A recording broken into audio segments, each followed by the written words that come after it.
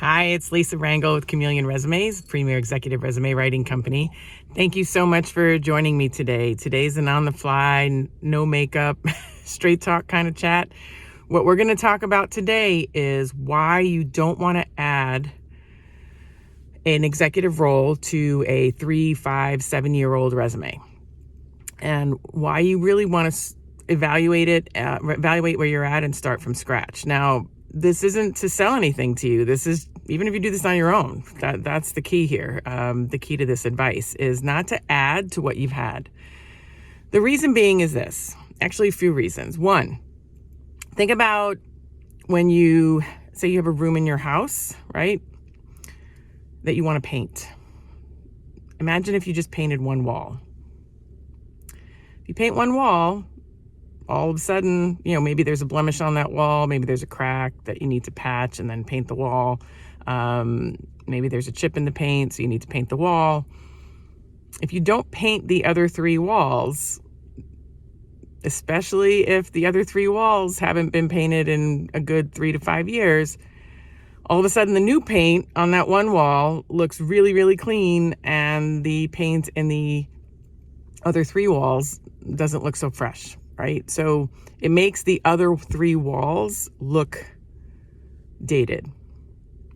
Same thing happens with your resume. I see it all the time. I can always tell when someone added to an old resume because the new section essentially always has a different vibe than the prior documents. If the prior document was professionally written, then typically if you try to do it yourself, because you're like, oh, it's just one job, I'll add it. The new job has typically no achievements. It's all tasks. It's written as if you wrote it and you didn't know how to write it.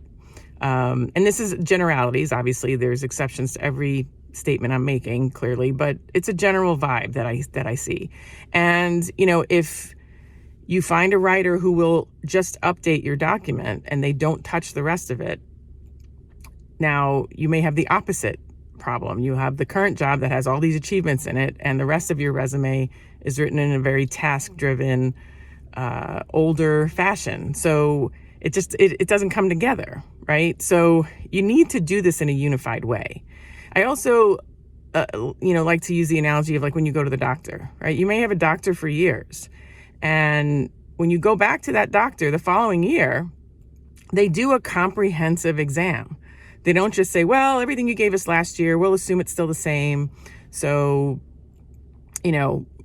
let's just look at today. They're not doing that, right? They're still going back. They're still doing comprehensive tests of all different kinds. They're still asking you about your history because, maybe in the past you put down that your parents did not have a certain affliction, but maybe, God forbid, in the last year, they all of a sudden did have heart disease or diabetes or something, and now you got to record it when you ask. So histories change, right? Or you may learn of something from a prior, scenario that you didn't know before. They're not just picking up where they left off. At least a good doctor isn't, right?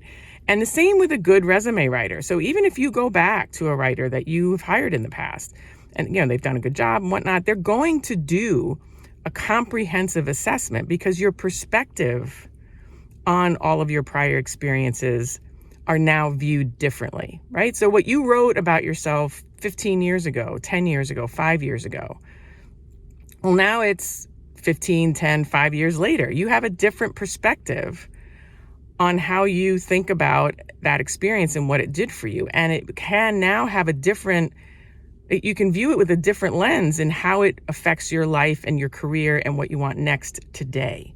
So it's always good to refresh, reflect, and assess, but in a comprehensive way each time, and not just build upon what you did where you don't change anything before. You need to look at everything with the open-mindedness that everything may need to be changed to pivot to and support what you're going for now. So don't just paint one wall. Don't just go to a doctor that doesn't look, beyond today. And, don't just add to your current document. Look at it as a comprehensive marketing piece that needs to reflect you today but in a holistic way, not just the one piece of it that needs to be updated. Because I'm telling you, we can see it.